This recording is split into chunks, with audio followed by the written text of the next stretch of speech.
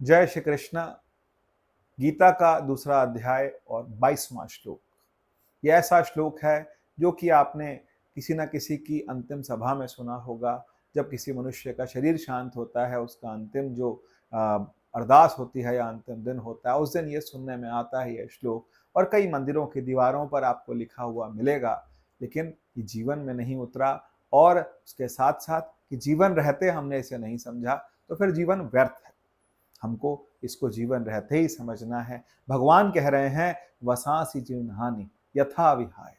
जैसे कपड़े पुराने हो जाते हैं तो क्या करते हैं, हम कपड़ों को बदल लेते हैं, उन कपड़ों को पहनना छोड़ देते हैं, वो कपड़ा हम त्याग देते हैं। ऐसे ही जब शरीर पुराना हो जाता है, वृद्ध हो जाता है, काम करना बंद करता है, इसके ऑर्गन्स काम करना बंद करते हैं, तो जीव की जो जीवात्मा है वो शरीर को छोड़ देती है और नए शरीर को जाकर के ढूंढ लेती है और नए शरीर में चली जाती है। तो परमात्मा की व्यवस्था है, इस तरह की व्यवस्था है कि उसको नया शरीर मिलता है, और वो शरीर मिलता है जहाँ से उसकी जो परमात्मा के प्रति यात्रा है वो चलती रहे, निरंतर चलती रहे। तो इसका हम अर्थ क्या निकालें? अर्थ बहुत क्लियर है हमारे को, और बहुत क्लियर होना चाहिए, क्योंकि जब तक क्लियर नहीं होगा तब तक उसको हम अपने जीवन में नहीं उतार पाएंगे। इसीलिए थोड़ा सा प्रयास करना होगा इसे क्लियर करने का कि जब शरीर का समय हो जाता है, शरीर छूट जाता है, लेकिन जीव वैसे का वैसा रहता है। जीव आगे परमात्मा की तरफ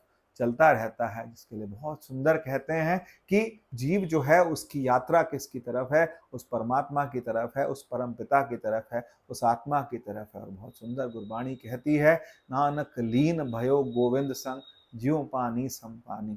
तो हम पानी और पानी, दो पानी आपस में मिल जाएंगे। वो कब मिलते हैं? जब समय आ जाता है, वो समय आ जाता है जब हमारी आंख से ये पर्दा हट जाता है कि हम शरीर नहीं हैं, और हम मन बुद्धि चित्त अहंकार नहीं हैं, हम प्राण नहीं हैं, हम चिदानंद रूपः शिवोहम शिवोहम हैं। हम शिव हैं, हम उस परमात्मा की संतान हैं, हम उस परमात्मा का स्वरूप हैं, हम उस परमात्मा का विवर्त स्वरूप हैं, और हम इस संसार में आए हैं। और इस संसार में हम अपनी यात्रा पूरी करें, लेकिन वो यात्रा इस तरीके से पूरी हो कि हम संसार से निर्लिप्त रहें, उसमें लिप्त ना हो।